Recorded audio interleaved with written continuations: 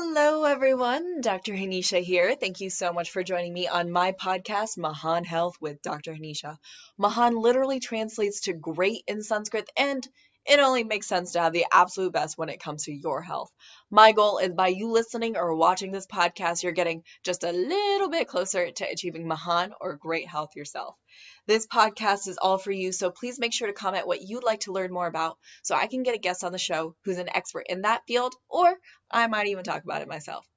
I do see patients and clients all over the world virtually, so make sure to book your free 15-minute phone call today to see how you can start achieving Mahan or great health yourself.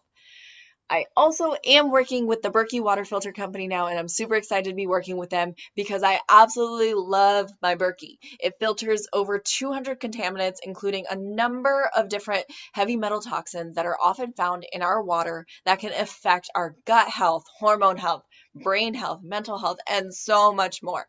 It also has a fluoride filter, which you do have to get separately, but it's totally worth it because we got to get rid of that fluoride. If you use my code Dr. Hanisha, you can get 5% off of your order, which may not seem like much, but it definitely helps with such an amazing water filter to drink and bathe in. So we should all be drinking at least 80 ounces of water daily, and most of us shower daily. So it is crucial to make sure that we have the highest quality water. All right, let's talk about the episode for today. Today's episode, we're talking about men's health with Dr. Sam Madeira. In a world where men have been taught to never ask for help, I feel like this episode is more important than ever. Send this to your man or your friends because it is okay to ask for help. And we talk about this with Dr. Madeira. So here's a little bit more information about Dr. Madeira before we get into the episode. Dr. Madeira's life work is to guide you to find your root cause and transformative path to health, and to assist you in reaching your key wellness goals. His passions are botanical medicine, functional endocrinology, and cutting-edge health span and longevity science. Consistent treatment outcomes in patients include improved energy, looking, and feeling younger.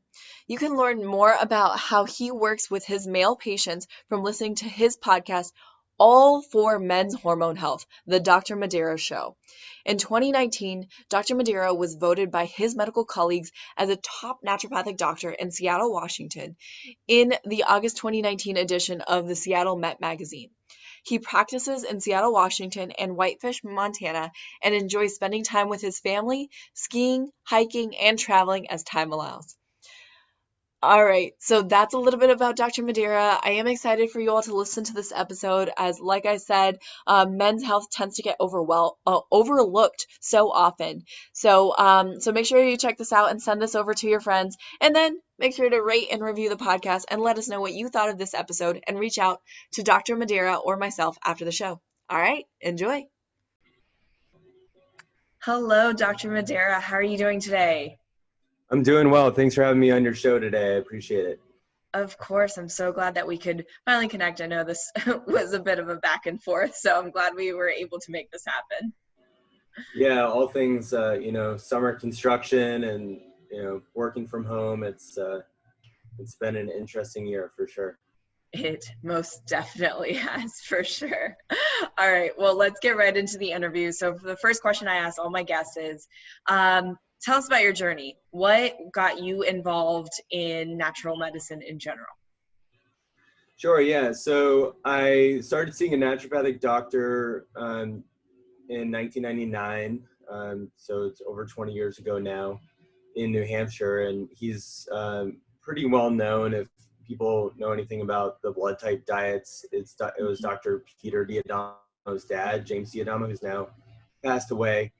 And he pioneered the blood type diet from his clinical experience, seeing vegetarian diets in Europe not help everybody. So that's kind of how he came up with the blood type diet.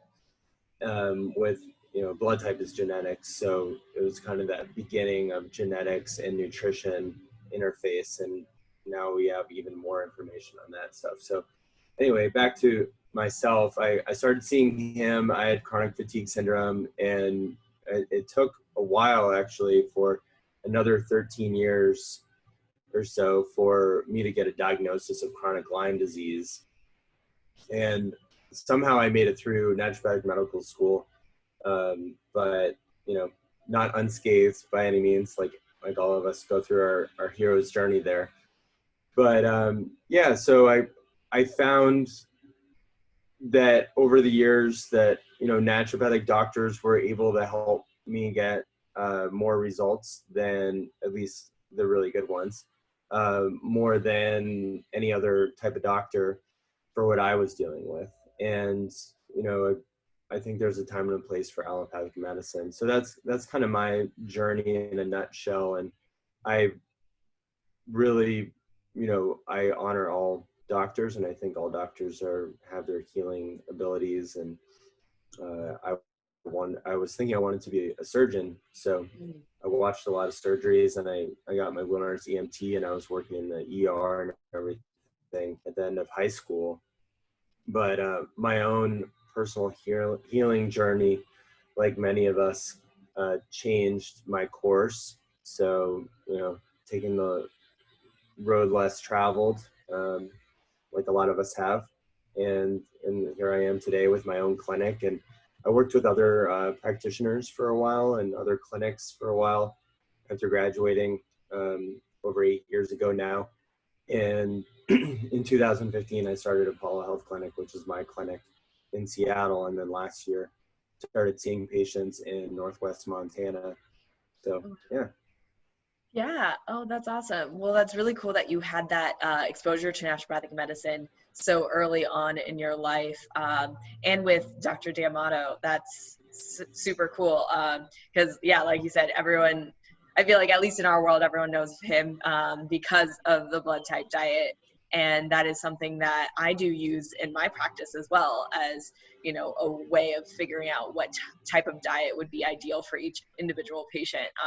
I use a little combination of that with Ayurvedic medicine and of course like, you know, condition based nutrition also. But yeah, it's definitely something that's always on the forefront of my mind. So that's really cool. Um, Love all it. right. Yeah. Yeah. Sorry. What were you saying? Oh yeah, yeah, I love it. I mean, I think, you know, the constitutional blood type diets combined with, like you said, with Ayurvedic medicine and things like that, it can be very powerful for people, and, you know, really life changing. Yeah, So yeah, definitely. Definitely. And it's like, you know, I like that you even brought up the fact that the vegetarian diet didn't work for everyone. And I feel like it's still conventionally considered like the healthiest diet, which may be the case for some people, but like, again, individualizing. And this is exactly what we do is individualize nutrition and care in general. So that's why this education is so important. exactly. Yeah. Yeah. All right. So what drew your interest towards men's health? So you said that you had your experience with chronic Lyme disease. So what kind of shifted your interest towards men's health specifically then? Yeah, that's a really good question. I mean, I guess there's a lot of ways that we all can go with a career in naturopathic medicine, because we really graduate as, you know, a jack of all trades. And, you know, it's really kind of like carving that statue out and carving our own niche in in our lives and in our communities. And for me, I guess it was economics. I mean, I got a job at a men's health clinic. I always loved endocrinology. I had always been in school. I was focusing a lot on chronic pain conditions, and you know, as well as men's health.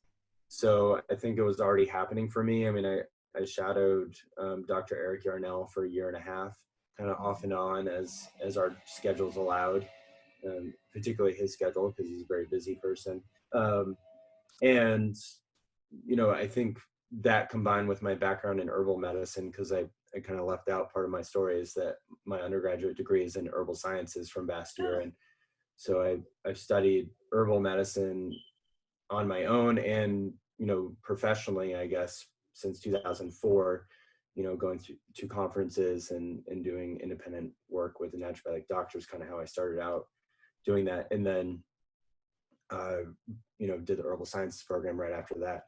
And then obviously we study herbs in naturopathic medical school. But for me, it was kind of like a repeat run through the herbs, which is always fun. So I was doing some TA work and teaching Oh, herbal medicine and stuff. But anyway, so those combinations kind of led me to really always kind of look at herbs for endocrine health. And there's, you know, a lot of things that you can do to help people with nutrition and herbs for men's health. However, sometimes you do need hormone replacement therapy or medications with the herbs. And I think that's, you know, that's the exciting part for me, is combining all of it together, and people get great results. I mean, I have people messaging me saying, you know, I feel better every week. I didn't even know how bad I felt. You know, men saying, you know, I'm so glad that I'm optimizing my testosterone now with testosterone replacement therapy because hunting season's coming. So things like that, you know, it really is life changing. So for me, you know, I got a job in a men's health clinic. We were doing pretty much the bread and butter was testosterone replacement therapy. There are things there that I learned that I still use, and there are things there that I don't do anymore and I don't think are safe or effective. Also, were a lot of things going on in that clinic that I thought were unethical, and I'm kind of a loudmouth. So that actually was my exit, because ethics in medicine are huge. You know, if we don't have ethics in medicine, then our medicine can't be trusted and the public can't trust us. So we need to, you know, restore and maintain our trust with the public as doctors. And I think a lot of what's happened in modern medicine is there's been a breach of that trust. So you know, I was not liked very much for that, I think, because, you know, once ethics are breached, usually it's for financial gain, and in medicine across the board, and especially in these types of clinics, these low T clinics where they treat every patient the same and every patient gets essentially the same medications. And so for me, you know, being a naturopathic doctor looking for the root cause, you may have a male patient come in with low testosterone, but they actually have Hashimoto's thyroiditis. So finding what's really going on, just because on a questionnaire it says they have low libido and erectile dysfunction or chronic fatigue, that could be low testosterone, but it's only really, you know, from the research, like maybe 36% chance from that questionnaire that they have low testosterone, which isn't really high. So yeah. anyway. That was actually one of the questions I was going to follow up with, was like, what are some common misconceptions with men's health? And I think the thyroid one is a great example from what I've seen, is that, you know, the thyroid just essentially gets looked over so often in men because it is more common in women, you know, having the Hashimoto's hypothyroidism. It is more common, but it still happens a lot in men as well. And so it's definitely something to look into. But yeah, so what are some other common misconceptions that you see in terms of men's health?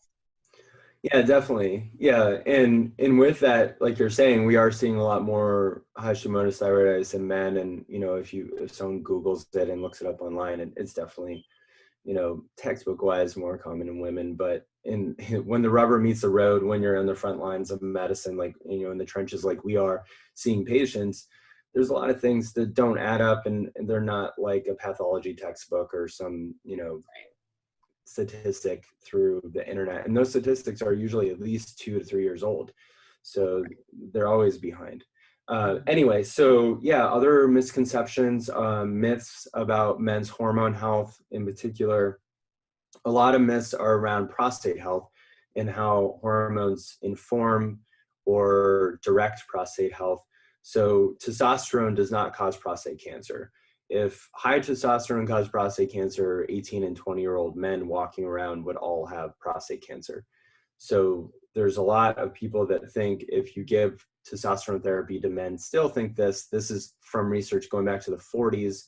And this PhD researcher, Huggins, did research on castration of dogs and then humans.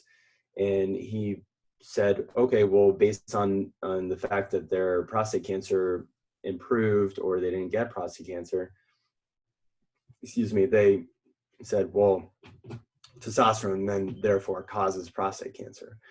And they did a little bit more digging than that, but not much. Mm-hmm. And if you know anything about biochemistry and how steroid hormones are made in our body, you know that testosterone is where we get estrogen in men and women. And there's many estrogens. So there are some estrogens that are really good for us. And then there are some estrogens that I call inflammatory, kind of almost toxic estrogens if they're too high. So it's all about these ratios and these amounts. And when you have chronic inflammation with any disease, you have insulin resistance, you know, prediabetes, diabetes, metabolic syndrome, and you have testosterone being overconverted to estrogens in that scenario, and then also potentially overconverted to dehydrotestosterone. All of those things together create this perfect storm, and that's when men get prostate cancer. And these things are so common. I mean, they're so ubiquitous now that, you know, I think it's over 40% of the US population, US adult population, has metabolic syndrome alone. So that's going to cause low testosterone. And in all, well, not all, but most of what we're seeing with prostate cancer and early onset prostate cancer, or early detection of prostate cancer, there's low free testosterone and high estrogen levels, and that ratio needs to be opposite. So potentially, if someone changes their lifestyle, going back to diet, we were talking about diet a little bit ago, and they optimize that free testosterone and total testosterone level to their estrogen level, and you do need a certain amount of estrogen still, then they're going to have less likelihood of getting prostate cancer. Also need to have healthy thyroid and, you know, non-insulin resistance and stuff like that. You can't just get on testosterone and like eat all the cookies and popcorn in the house. But yeah, so there's a lot of misconception and mythology around hormone replacement therapy and male hormones. And today, what we're really seeing is essentially a demasculinization trend for men's hormones, where, you know, I've seen in my career in just a little bit less than 10 years, the normal reference ranges for total testosterone in these labs drastically go down. So we've seen them, and I just got a lab the other day, and the range is, you know, the top of the range doesn't even go to 900. It's in the 800s. And in 2013, the range was, you know, 350 to up to 1248 or 1250, or at least 1200. So we've seen these ranges drop hundreds of points. And that's really concerning because these labs are huge. I mean, these lab companies, Quest and LabCorp, are basically doing massive population studies. And if you know anything about how reference ranges are created, they're created based on the so-called healthy people for testosterone, at least from age about 19, 20 to 39, who are non-obese individuals based on BMI. And that's how they create this reference range. And those people are getting sicker and sicker. So we're not even talking about people over age 40, and which are even sicker usually than people under age 40. So the reference range is just crashing. And what that means is that you could get somebody who has a 400 testosterone, who at level total testosterone 400 nanograms per deciliter, they're already getting venous leakage going on in the penis, which means that they could have long-term damage to the penis and basically long-standing erectile dysfunction with a 400 level of total testosterone. And that person would be considered in the middle of normal now. So basically normal is sick, and no one wants to be normal. Most people that I talk to want to be optimized. So they're like, I know something's wrong. I'm 34. For example, I got a message the other day from somebody in India on Instagram, and obviously I can't work with them because they're in India, but they said that, you know, their testosterone was less than 200 total testosterone. They, you know, they have mood swings. They don't feel like themselves. They feel fatigued. And long story short, they, you know, have severely low testosterone for a 34-year-old man. And this is the epidemic that we're in. This is, caused by metabolic syndrome. It's caused by smoking too much weed. It's caused by drinking too much IPA beers. And I mean, I think the other thing that we're up against is that, in the media now we have these insane things like saying that men need to take estrogen pills because they're juvenile delinquents and it's high testosterone. And they're giving these men in juvenile detention against their will estrogen pills, which could cause cancer, and just suppressing their own endogenous production of testosterone. They're also been doing research for men with the virus from this pandemic we're in, estrogen blocking medications, because they think high testosterone would cause a worse outcomes in COVID-19 infections, where it's the chronic inflammation. I mean, it's the metabolic syndrome, it's the insulin resistance, it's pre-existing medical conditions, and all of this is known by the conventional medical system. So it's there's a lot of misinformation out there around hormones and men's health, and unfortunately I've noticed a lot of women or wives, and even wives of prospective patients, but also friends who are in and around 40 plus years old, 40 to 55, and then say like, oh, you don't need to even get your testosterone checked. And that couldn't be the furthest thing from the truth. I mean, even if you are the healthiest person or appear to be the healthiest person, get your testosterone checked once a year when you get your cholesterol checked or something, and just have tabs on that. And if you see a trend of, okay, it was 800 or 900 and now it's 600, now it's 500, there's something going on and you need to get that worked on. So there's just a ton of misinformation around those things. I mean, men need testosterone. Most of the receptors for testosterone in our brains and our heart. And, there's some early research, there's need to be more research around brain health, neurodegeneration prevention, and optimizing testosterone. But if you have a healthy balance of testosterone and estrogen for a male, they're going to have a healthy heart.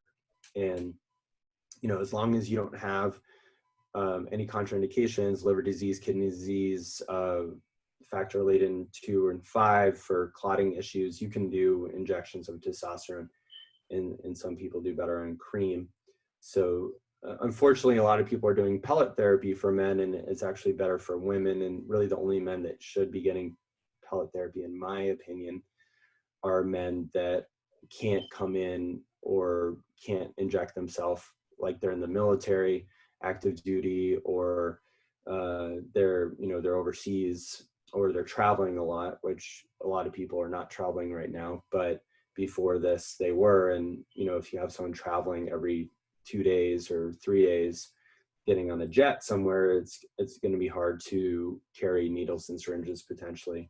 I mean, creams can be effective for some people. So there's a lot of different ways to do it correctly, but there's big marketing machines out there, which I think also scare people away when they kind of realize that, okay, someone's trying to sell me something versus trying to figure out what's the best thing for me in my situation, in my body, versus trying to upsell me on something that's going to make their clinic and them more money. So, which pellets do.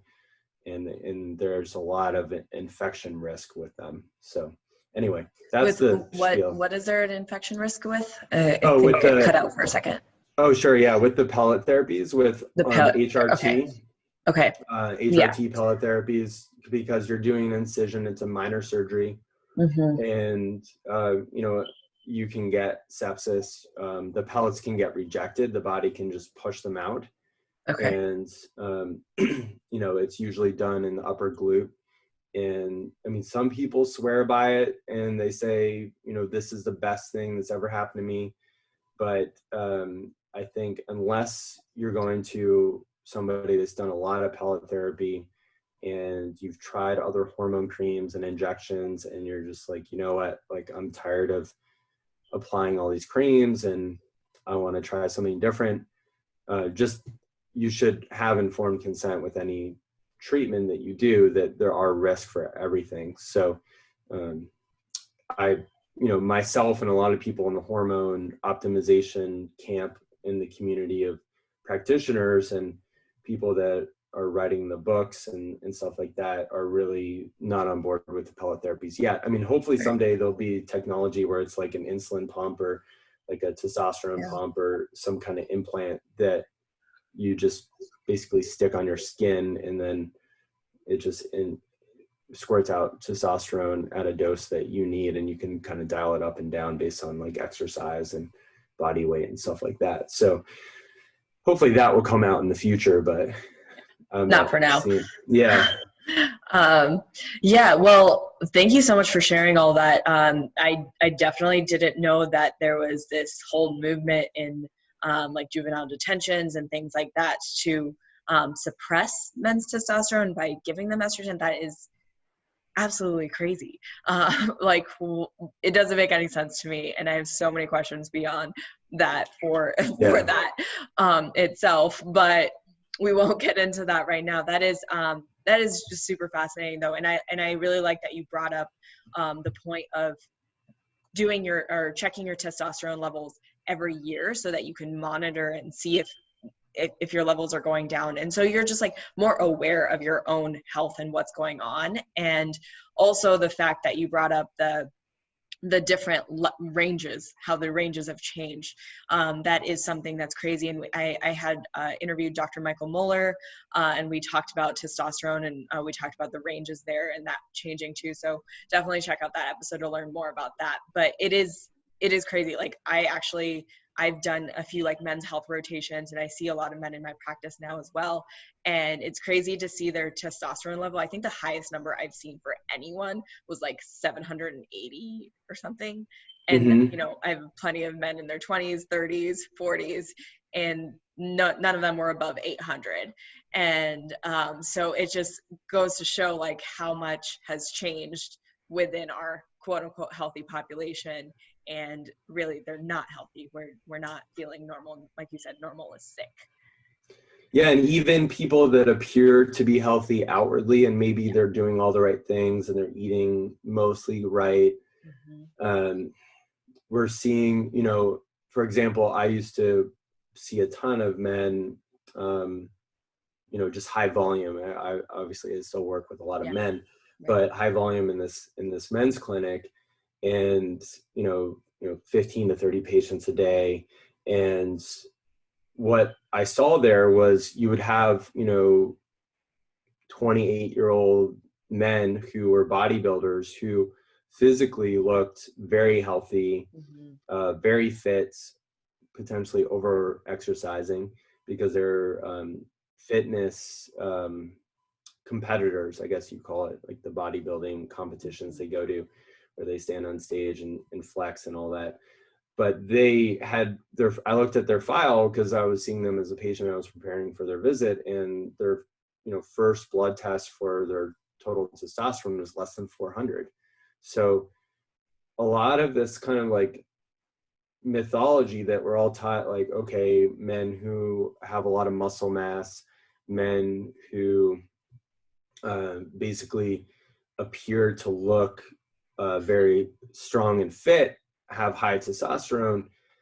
That may not be the case, especially if somebody's overtraining, and overtraining is a great way to decrease your testosterone. So you need to work with somebody who can kind of pace you if you're apt to overtraining, and help you with meals and make sure that you're sleeping. Sleep is huge. I mean, if someone has sleep apnea, I just did a post on Facebook about sleep apnea and low testosterone. If someone has on Instagram, Instagram and Facebook. But anyway, if someone has sleep apnea, or if they're getting less than 7.5 hours of sleep most nights, then they're going to have issues with low testosterone. And the best way to know if you have sleep apnea is get a sleep test and go to a sleep clinic and do that. Usually it can be billed to insurance. If your significant other hears that you're snoring, by all means, go and get that done, because sleep apnea is life-threatening. And you're not getting enough oxygen to your brain and your tissues. So you're not going to make enough hormones, not just testosterone. And men with sleep apnea are exhausted, and I've had a lot of patients with sleep apnea, and they wear their CPAP machine, and sometimes they don't, and they come in, and when before this I was doing more in-person visits, and I get their pulse ox and their heart rate, and their pulse ox was less than 94%, and sometimes less than 90%, which sometimes I would have to give them oxygen in the clinic. So it's a big deal. Sleep apnea is huge, and you can't give testosterone therapy to somebody who has untreated sleep apnea. So I always tell men, go get, before you even go and see somebody in a testosterone clinic, go and get your sleep apnea treated and use your CPAP machine. I've seen men's testosterone levels come up, 500 points. Total testosterone when they're using their CPAP machine. Sometimes there's already been enough damage, and they have metabolic syndrome with sleep apnea, and that's why they've gained weight and inflammation weight, and that's how they're going to reverse the sleep apnea. But that can, that low testosterone under 400 for so many years with the inflammation and lacks of oxygen, they may need more therapy, other therapies, because they've already damaged the tissues in the penis and the rest of their body and their vascular system. So with that hypoxia for so long, so they may not regain sexual health and be able to maintain and achieve an erection after getting the CPAP machine. So the sooner the better. Usually in medicine, it's better to do things earlier, not later. So that's why, going back to testing your testosterone every year, and you want to get your free and total. And ideally, you're getting luteinizing hormone in there too, and some other things like estrogen, estradiol. But if you're not getting those tests done every year, then you're not going to know what's going off the rails when all of a sudden you wake up one day and you're like, wow, I haven't felt the same for 3 to 4 months. What's going on here? I stopped working out a month ago and I have no motivation. That's the other thing. A lot of people think that they have to have sexual issues to have low testosterone. You could have low motivation. You could have decreased enjoyment in certain hobbies or activities, feeling less confident, less social.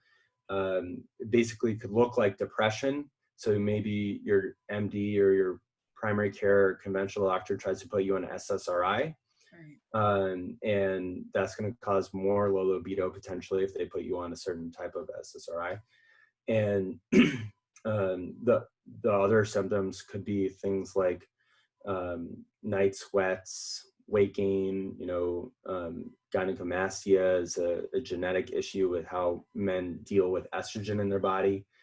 And all of these things come together. So you want to look at, am I drinking too much beer? Am I falling asleep around dinner time on the couch, or feeling more fatigued?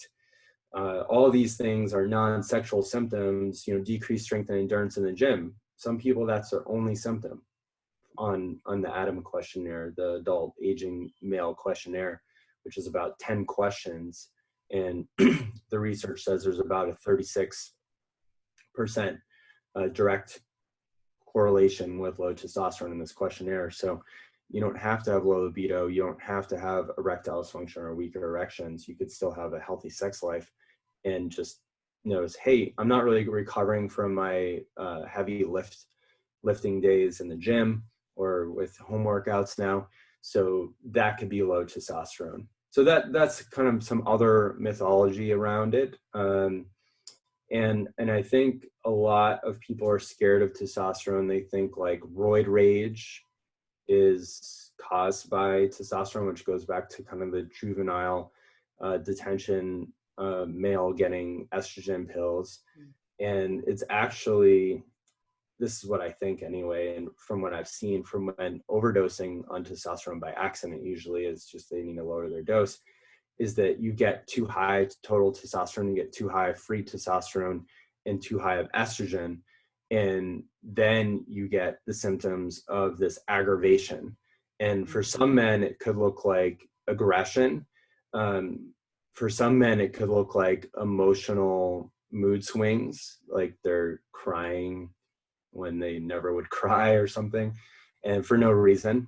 There's no real provocation. And some men are just more sensitive to having too high estrogen levels too, which has to do with their levels of sex hormone binding globulin, their ability to carry estrogen in their blood. So sex hormone binding globulin is a protein made mostly by the liver, and it carries testosterone, dehydrated testosterone, and estrogens. So yeah, there's a lot to it, but it's also fairly simple. And I think the other more nuanced mythology, or the things that people think because of the way medications are prescribed for hair loss for men, is with dutasteride and finasteride, is that they're just blasting the 5-alpha reductase pathway from testosterone to dehydrated testosterone. And we want to be careful with that, because the androgen receptors need to have a lot of dehydrated testosterone. They love dehydrated testosterone. So if you have low normal or low dehydrated testosterone, you can test that in your blood. You're going to have feelings of low motivation. You're going to have all those other symptoms I talked about potentially, or one or more of them. And I think dehydrated testosterone has been demonized because its relationship to enlarged prostate and hair loss. However, those are potentially more about inflammation and genetics.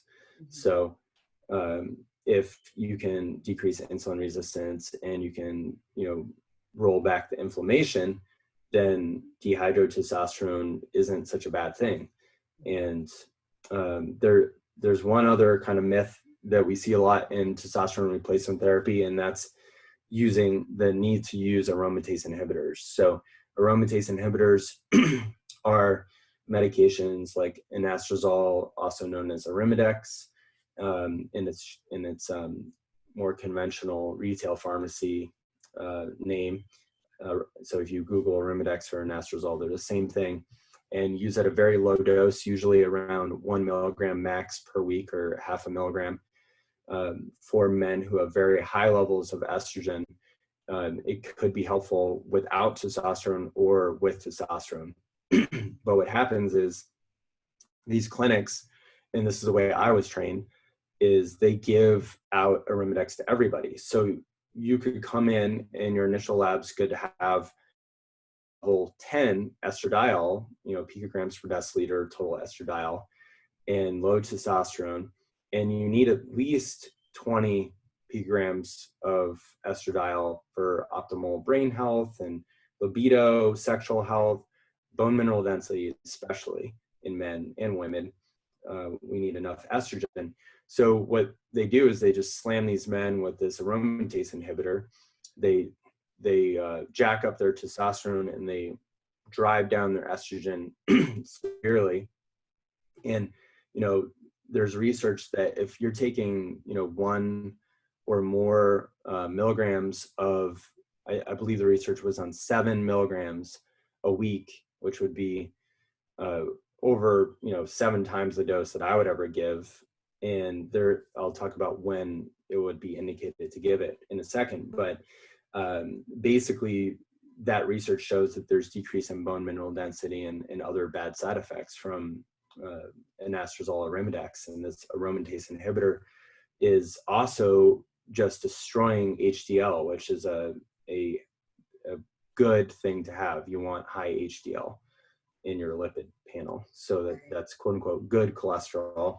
It's a high density lipoprotein. And if you see somebody who has labs and they have low HDL and they're on testosterone therapy and they're on aromatase inhibitor, you can just have them stop taking that pill. And usually it's a capsule from compounding pharmacy or a tablet from a retail pharmacy. But if they have high estrogen levels before they go into testosterone therapy, then usually you would do, maybe 1 course of, 0.5 milligrams to 1 milligram a week of anastrozole capsules. And they're very affordable for maybe, 1 to 3 months, and then recheck their blood. But it shouldn't be needed long-term if they're able to change their lifestyle. So that's why I've been trying to educate people on social media about things that increase estrogen in your lifestyle, like drinking a lot of beer, or especially IPA beer, eating or smoking daily, excessive amounts of cannabis. And cannabis is an herb. It's a medicinal herb, in my opinion, and it should be used for medicine in the right time and right place. But I think a lot of people are using cannabis when they could use other medicinal herbs and get even better benefits with less side effects. So anyway, that's my Definitely. spiel for you today. Yeah. Yeah, no, and I appreciate you bringing that up, especially like with the alcohol and cannabis, because those are things that I think have become very prevalent in our culture. I mean, people are constantly socially drinking, and if we think about how often, it really ends up being to like a level of like moderate to binge drinking levels, and that affects men's testosterone and other hormones, but it also affects women too in negative ways. And I think we don't talk about that enough in our culture.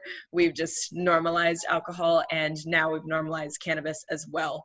And like you said, the cannabis can have a lot of great properties and can be a great type of medicine, but there are other herbs. So speaking of other herbs, before we move on to the rapid fire questions, I do want to ask you if you have any specific herbs, since you have trained additionally in herbal medicine, if you have any additional herbs that you really like for supporting men's health in general.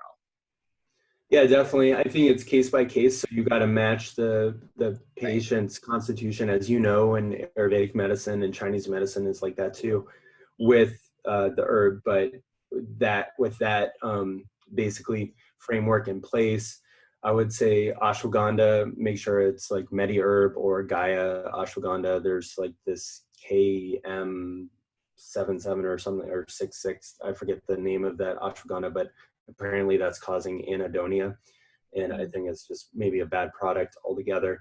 But I really like MediHerb or Gaia as kind of go-to companies. So if people are wondering where to source, those are two of the best in my opinion.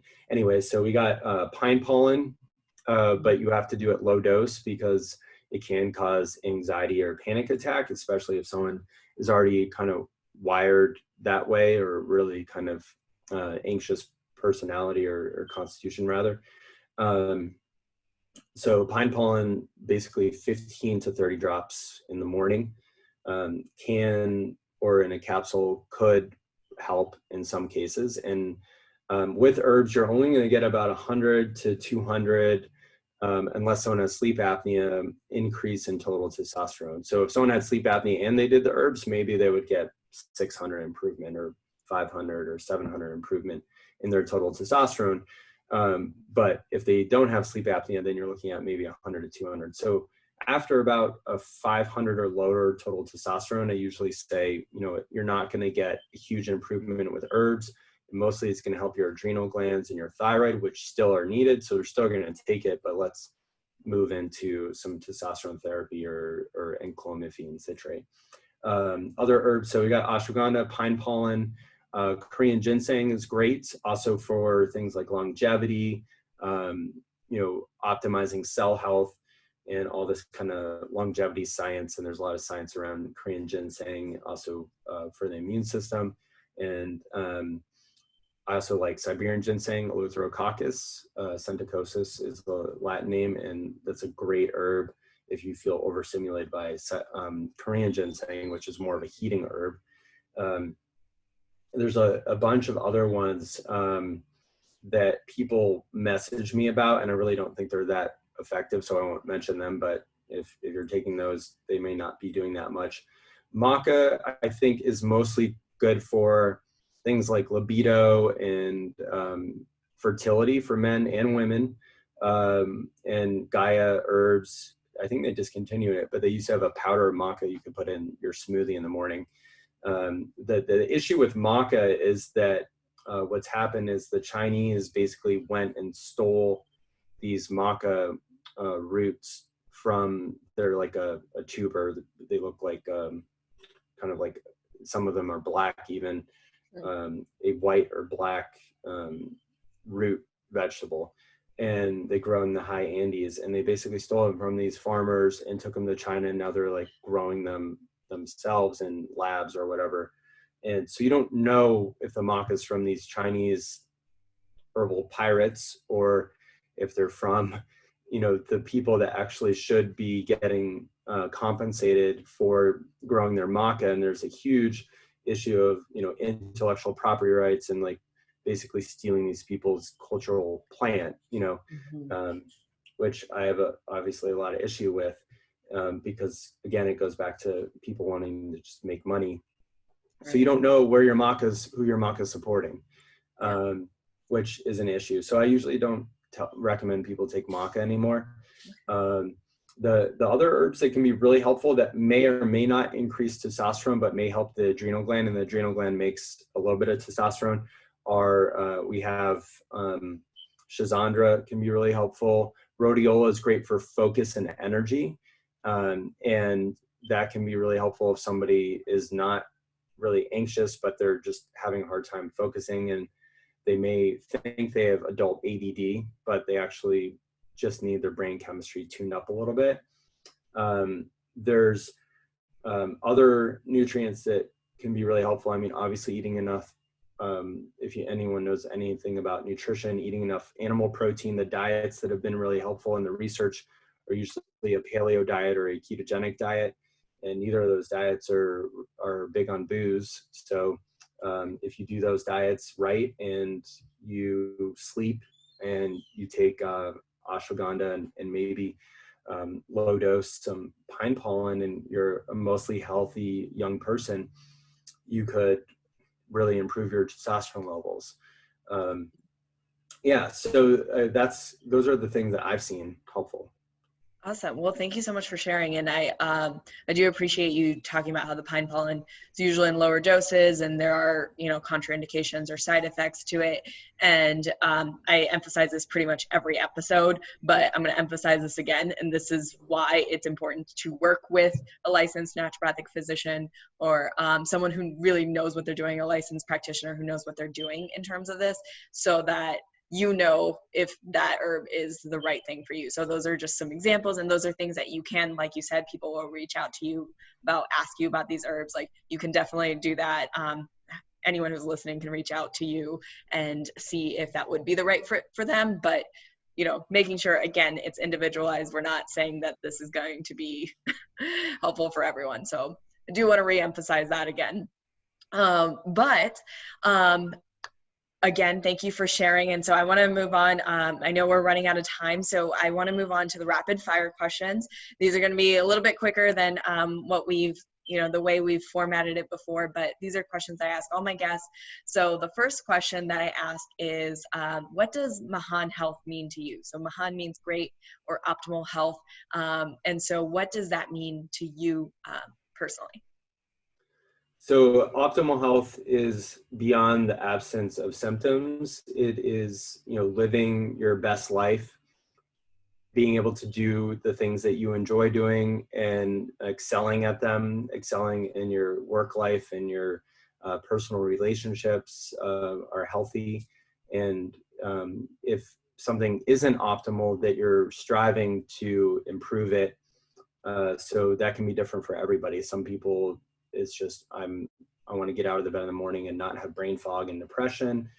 Other people, it could be, I want to run a marathon by the end of this year and I'm training for the marathon. So, and I don't want to crash in my energy after that. So it could be different for all people, but I think that it's this striving for optimal health, and, it's okay to, fall off the wagon and just get back on. Yeah, definitely. All right, so my next question for you, next two questions, they could be related, they don't have to be, are what was the most difficult health change for you to make, and what are you still working on? Most difficult health change to make. Well, a while ago, I cut out most sugar, and I grew up with a big sweet tooth, ate a lot of candy and drank a lot of soda growing up, and I always was a skinny guy growing up, but felt horrible. So I think cutting out the sugar was probably the hardest thing. Occasionally I'll have like dark chocolate or something, or I don't eat sugar. I only use like honey and maple syrup, organic maple syrup in moderation, maybe in my coffee occasionally. So I would say the sugar addiction was huge for me. Real. And you know, gluten and cow dairy I cut out as well. But sugar is hard for a lot of us. Yeah, definitely. Yeah. I'd say that was probably the hardest change for me to make as well, for sure. Yeah. That addiction is so real. And so what is something that you're still currently working on?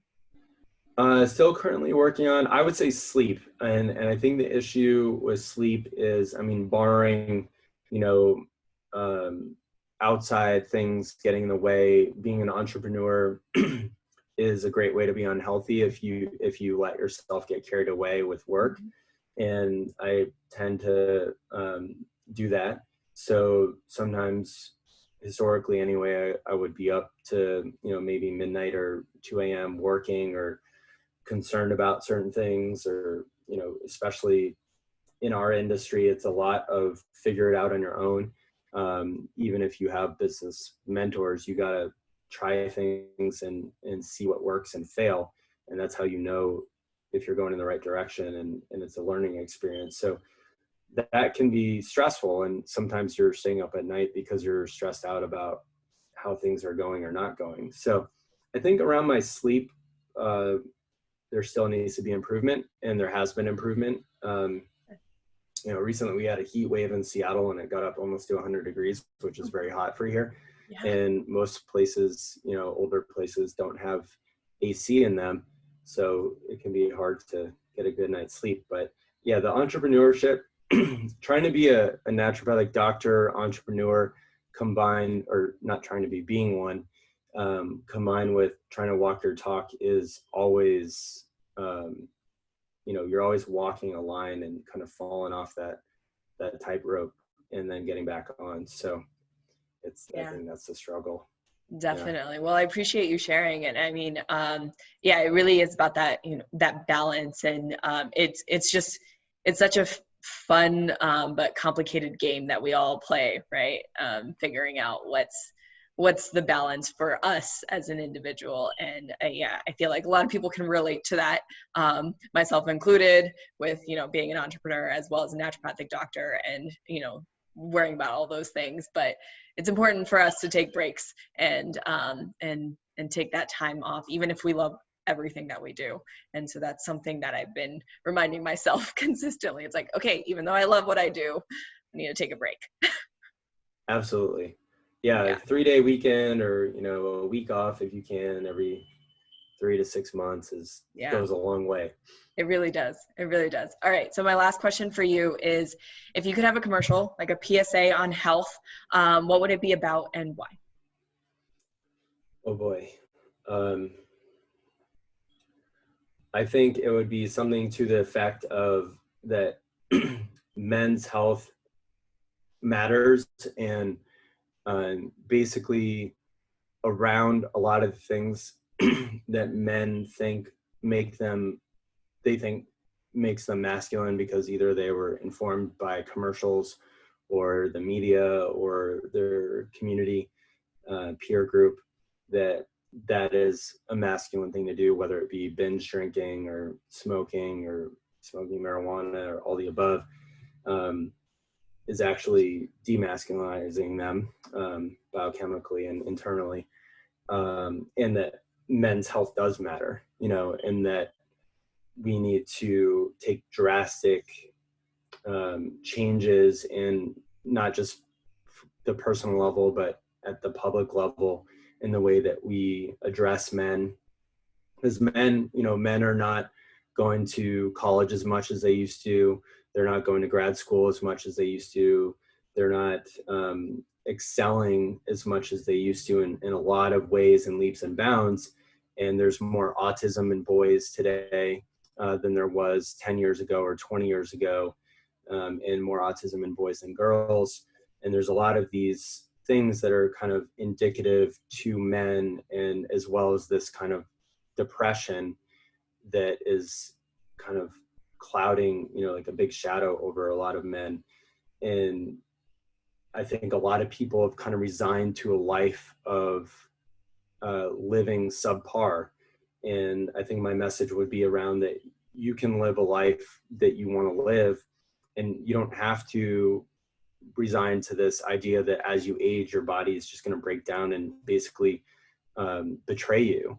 And I think a lot of men and women think that. And, so my message would be that, aging doesn't have to equate illness and disease and chronic illness, and men should reach out to the right type of doctors who are going to be an ally, and they're going to be their advocate. And,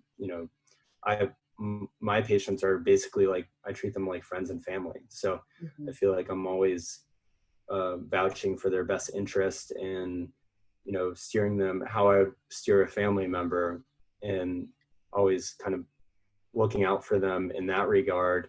So hopefully people listening to this can find a doctor similar to myself, or find me and work with somebody who is actually going to vouch for them. Because the other thing we didn't get into today is that under age 40 in the US, suicide for men is one of the leading causes of death. And over age 40, it's things like cancer and heart disease, and things related to diabetes and metabolic syndrome that become those cancers and heart disease. So long story short, men's health is very, very important.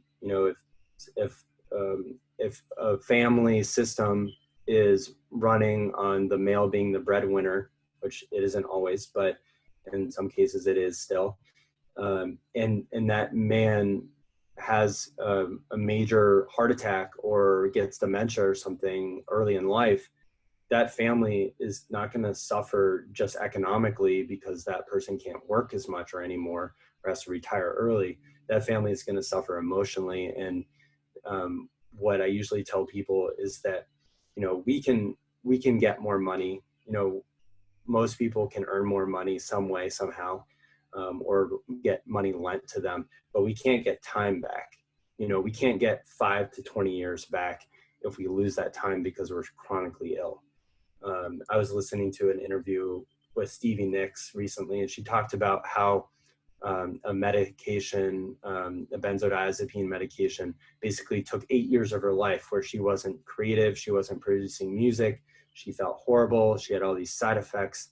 It wasn't her cocaine addiction, it was lorazepam.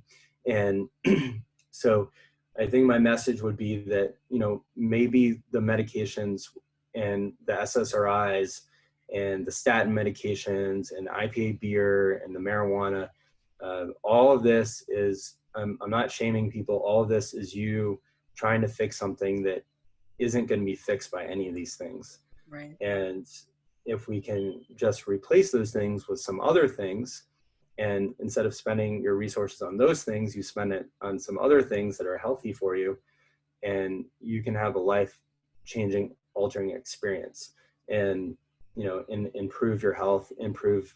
And people, people just say, just with testosterone therapy alone, like, hey, I feel more confident.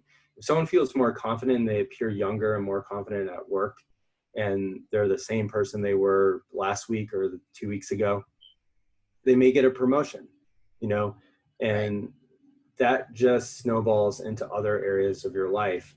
And I'm focusing more on the work experience, because I think most men unfortunately attach their level of self-esteem, or how they see themselves, with their income and their position in their career, unfortunately.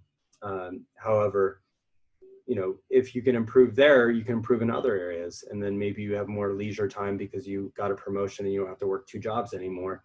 And now you can, work out. So I think it just snowballs. So that's my long spiel for your short question. But yeah, men's health does matter. And I think men need to be the first to say, hey, you know what, like, this shit freaking matters to me. And I'm not going to just keep sucking down all these medications and not do anything else. And I need to take drastic actions. And I think most significant others, whether husband or wife or girlfriend or boyfriend or family friends or family members, they're going to want the best outcome for you. They just may not know what that next step is. So, taking that next step, I have some free downloads for men on Andropause, so you can just grab that off my website on apollohealthclinic.com and go from there. Yeah. So let's get to that. So how can people find you? You said apollohealthclinic.com. I know you have a podcast. And so what is that called? Yeah, my podcast is my name. It's the Dr. Madeira Show. And we talk mostly about men's health and testosterone, hormone health, and brain health. And there's some other topics there. There's also a few podcasts on women's hormones and fertility for men and women, since I get a lot of questions on those. So if that's your concern, there's podcast episodes where I interview specialists on fertility, but it's mostly geared towards men's hormone and brain health, so you can optimize your brain health and crush it in the workspace and beyond. Awesome. Well, thank you so much for joining today, Dr. Madeira. Really appreciated having you. Learn so much. And yeah, I think that's it for today. Is there anything else that you'd like to add before I let you go? Sure. Yeah. If you want to follow me on Instagram, if you're on Instagram, it's the handle is Doctor spelled out Sam Madeira, my last name Madeira, and I'm posting there pretty much every other day or every day. So check me out there. Definitely. I'll have all of that in the show notes below, so you will have access to all of that. All right. Well, thank you so much, Dr. Madeira. Thank you. Thanks for having me. Of course. Take care. I hope you all enjoyed that episode and now have a better understanding of men's health and why it's so important to evaluate all aspects of a man's health and not just his testosterone levels. All right, I will have Dr. Madeira's information in the show notes below, so make sure you check that out. But that's all I got for you all today. Wishing you all Mahan health, and I will see you next time.